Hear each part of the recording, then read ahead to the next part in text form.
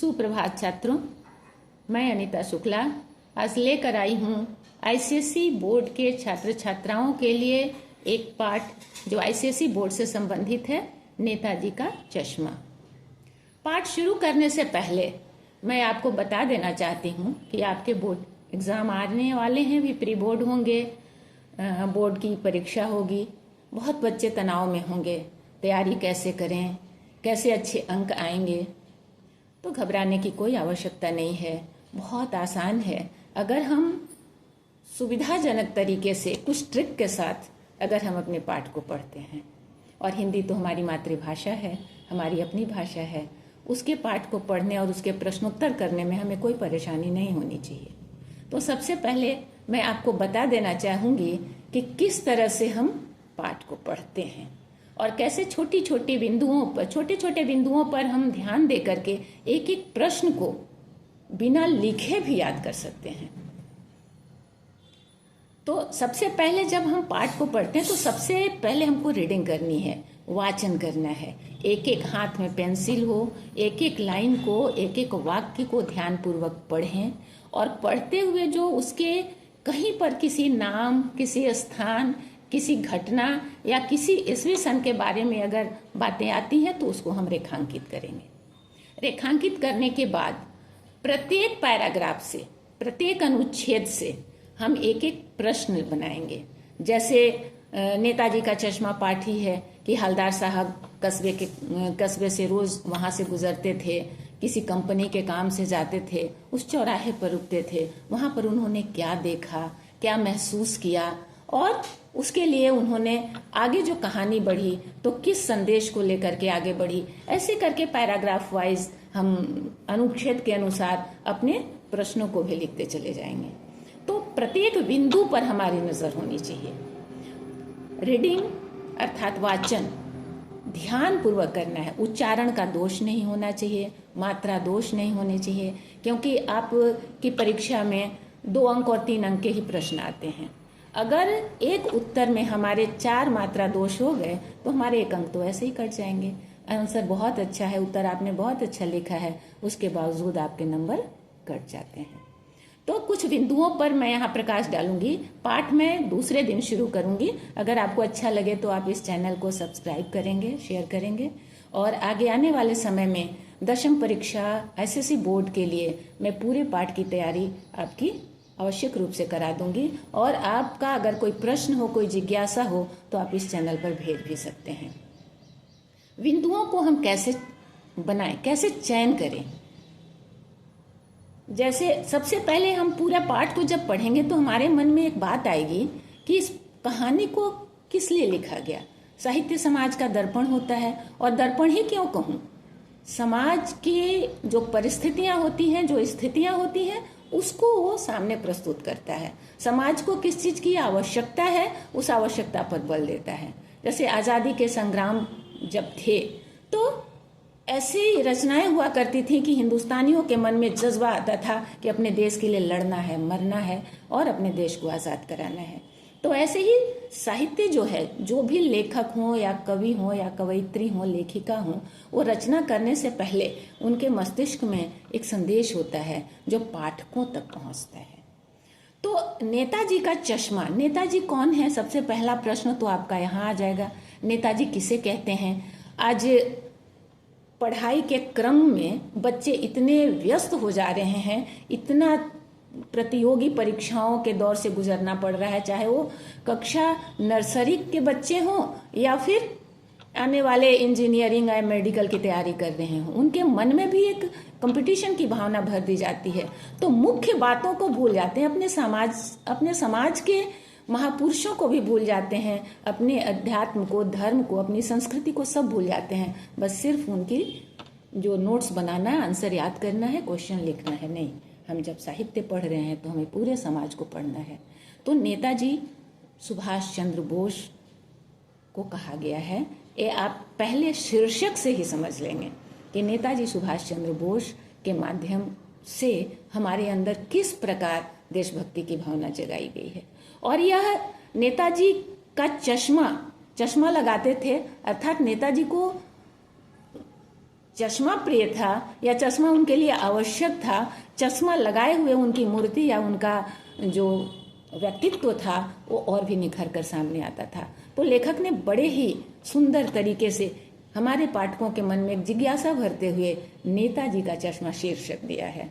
आपके प्रश्न पूछे जाते हैं कि शीर्षक की सार्थकता स्पष्ट करिए। तो कैसे सार्थक होता है शीर्षक? अगर नेताजी का चश्मा शीर्षक है तो अर्थात पूरी कहानी की घटनाएं, उसके केंद्र बिंदु, उसका उद्देश्य, उसके पात्र, ये सारे उसी चश्मे के इर्द गिर्द घूम रहे हैं। तो हम बहुत सारी बात शीर्षक से ही समझ लेते हैं। हमारे छात्रों की आदत है शीर्षक को ध्यान से नहीं पढ़ते और पाठ पढ़ना शुरू कर देते हैं। आज की कक्षा में मैं सिर्फ पढ़ना कैसे है सिर्फ उसे बताने आई हूँ। दूसरे दिन ही मैं पाठ को लेकर आपके समक्ष उपस्थित होंगी। तो नेताजी का चश्मा, ये चश्मा कहाँ पर है, कैसे है, कैसा है, क्यों इस बात को लाया गया, इस पाठ के माध्यम से हम जानते हैं। तो एक चौराहे पर, जिस कस्बे से हालदार साहब गुजरते थे कंपनी के काम से, वहाँ एक चौराहा था जिस पर सुभाष चंद्र बोस की मूर्ति लगाई गई थी। अब सुभाष चंद्र बोस कौन थे? तुरंत दूसरा प्रश्न आपके सामने आ जाता है कि सुभाष चंद्र बोस कौन थे? आपको पता होगा कि हमारे स्वतंत्रता सेनानी, एक सजग, सशक्त और संपूर्ण ज्ञान से भरपूर जो व्यक्तित्व था वो था सुभाष चंद्र बोस का। हम इनके व्यक्तित्व पर भी प्रकाश डालेंगे। तो सुभाष चंद्र बोस हमारे स्वतंत्रता सेनानी रहे हैं जिन्होंने देश की आज़ादी के लिए संघर्ष किया, सक्रिय योगदान दिया। उनके पिता की मर्जी थी कि वो आईएएस बने, लेकिन वो पढ़ना नहीं चाहते थे। अंग्रेजों की अधीनता में उन्हें कोई डिग्री नहीं चाहिए थी, लेकिन पिता का मन रखने के लिए उन्होंने आईएएस की परीक्षा में अव्वल दर्जा प्राप्त किया और उनके सामने ही अपनी डिग्री को फाड़ करके और आज़ादी के संग्राम में कूद पड़े। मातृभूमि की आज़ादी के लिए, देश की भक्ति के लिए उन्होंने अपना सर्वस्व अर्पित कर दिया।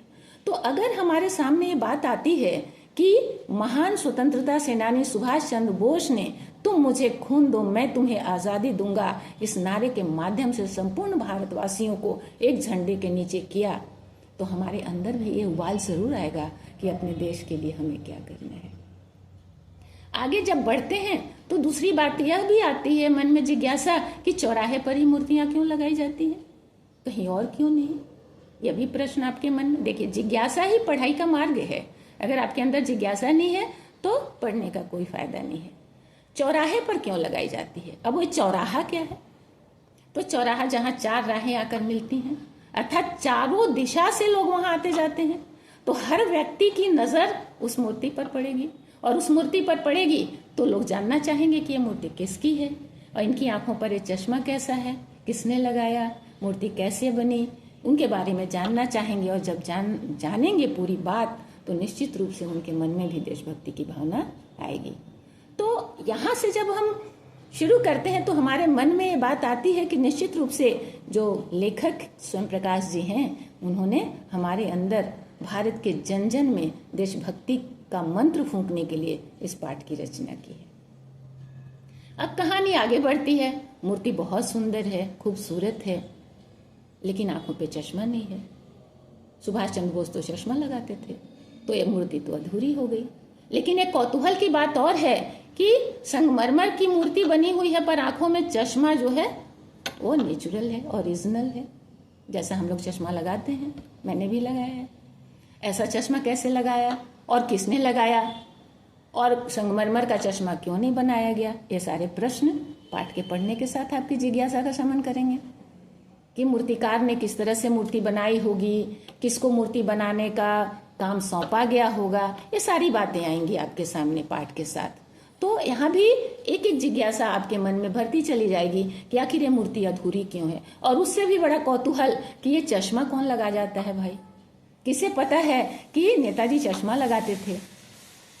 पता करने के बाद मालूम होता है कि एक लंगड़ा मरियल सा व्यक्ति जो चश्मे का फेरी लगाता है, उसकी अपनी कोई दुकान भी नहीं है, वह नेताजी की आंखों पर चश्मा लगाता है। और जब किसी ग्राहक को चश्मा पसंद आ जाता है तो उस चश्मे को उतार करके वो दूसरा चश्मा लगा देता है और वो किसी ग्राहक को दे देता है। अब सुनने में तो बड़ी साधारण सी बात है, पर कितनी बड़ी बात है कि एक फेरी वाला जिसके पास शिक्षा नहीं है, जो पढ़ा लिखा नहीं है, जो धनाढ़ नहीं है, जिसके पास अस्त्र शस्त्र नहीं है, जो सैनिक नहीं है, नाम उसका कैप्टन है, और उसे नेताजी की आंखों पर चश्मा लगाना अच्छा लगता है, क्योंकि बिना चश्मे का मूर्ति अच्छी नहीं लगती। ये हमारे देश का अपमान है, एक स्वतंत्रता सेनानी का अपमान है। लोग कैप्टन का मजाक उड़ाते हैं कि कैप्टन है, लंगड़ा है, देश के लिए क्या लड़ेगा। अब यहाँ एक बात आपके सामने फिर आती है, क्या देश के लिए लड़ने वाले ही देशभक्त हैं? क्या कैप्टन कहलाने के अधिकारी वही हैं?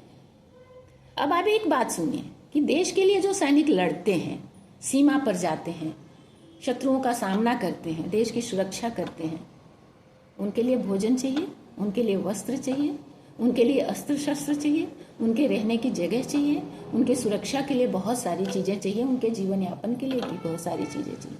वो कहाँ से आता है?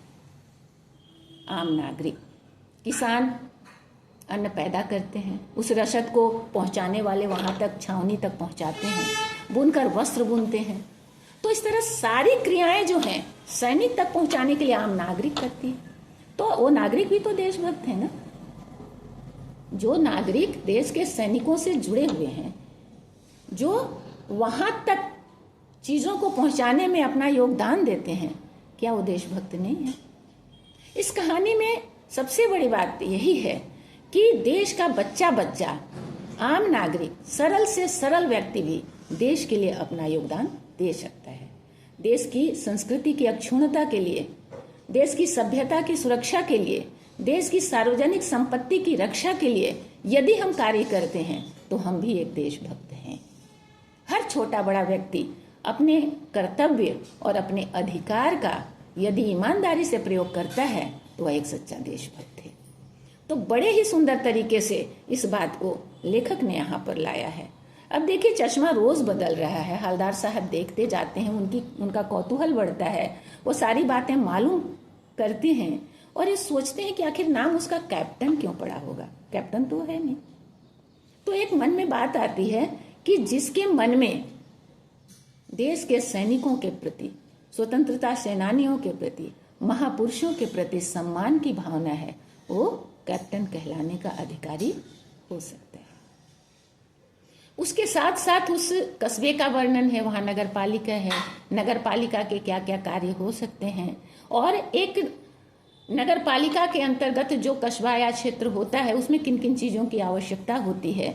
मुख्य रूप से शिक्षा की व्यवस्था हो, चिकित्सा की व्यवस्था हो, सड़कों की व्यवस्था हो, ये सारी बातें इस पाठ के माध्यम से हम आएंगे और समझेंगे। मुख्य बिंदु यहाँ पर यह है कि हम देशभक्ति की भावना का विकास किस तरह से इस पाठ में किया गया है। जब कैप्टन मर जाता है, अब देखिए कैप्टन मर जाता है, अब आंखों पे चश्मा कौन लगाएगा? हवलदार साहब बहुत निराश हैं। उनके मन में लगता है कि मैं यहाँ रुकूंगा भी नहीं, आज चौराहे पर मेरी गाड़ी नहीं रुकेगी, मैं पान भी नहीं खाऊंगा और उस मूर्ति की तरफ देखूंगा भी नहीं। लेकिन स्वभाववश, आदतवश उनकी नजरें उठ जाती हैं, और जब उन्होंने देखा कि आंखों पर सरकंडे का चश्मा लगा हुआ है, यह पराकाष्ठा है कहानी की, और कहानी के उद्देश्य की पराकाष्ठा है कि आंखों पर सरकंडे का चश्मा लगा हुआ है। वो चश्मा किसने बनाया होगा? बड़ों के अंदर तो ये बात है नहीं कि वहां चश्मा अगर बनाना होता तो तभी बना दिया होता, लेकिन उन बच्चों ने सरकंडों से चश्मे बनाए और मूर्ति पर लगाया। आपके मन में क्या बात आती है कि बच्चों ने क्यों लगाया होंगे? उस चश्मे वाले ने कितना बड़ा काम किया कि उस छोटे से कस्बे के बच्चे के मन में देशभक्ति की भावना भर गया। हवलदार साहब के आंसू निकल पड़े, वो भाव विह्वल हो गए, न उनके मुख से शब्द निकले और न ही कुछ कहने को भाषा रह गई। यहाँ कहानीकार का उद्देश्य पूरा हो जाता है कि एक कैप्टन देशवासियों के कर्तव्य को याद दिला जाता है। जहाँ नन्हे बच्चे एक चश्मे का फेरी लगाने वाला व्यक्ति से देशभक्ति का पाठ पढ़ता है, तो आप बच्चे तो विद्यालयों में पढ़ते हैं, जहाँ हर वर्ष आप स्वतंत्रता दिवस, गणतंत्र दिवस, गांधी जयंती और न जाने कितनी जयंतियाँ मनाते हैं महापुरुषों की। पर मना लेना ही एक बात नहीं होती। कल स्वतंत्रता दिवस है, आप सबों को स्वतंत्रता दिवस की ढेर सारी शुभकामनाएं। आज के लिए बस इतना ही, क्योंकि कल हम लोग पढ़ेंगे नेताजी का चश्मा, संपूर्ण कहानी और लेखक के बारे में जानेंगे। आपको कैसा लगा पढ़ना? अच्छा लगा तब भी, अच्छा नहीं लगा तब भी, आपकी जिज्ञासा, आपके प्रश्नों का इंतज़ार रहेगा मुझे।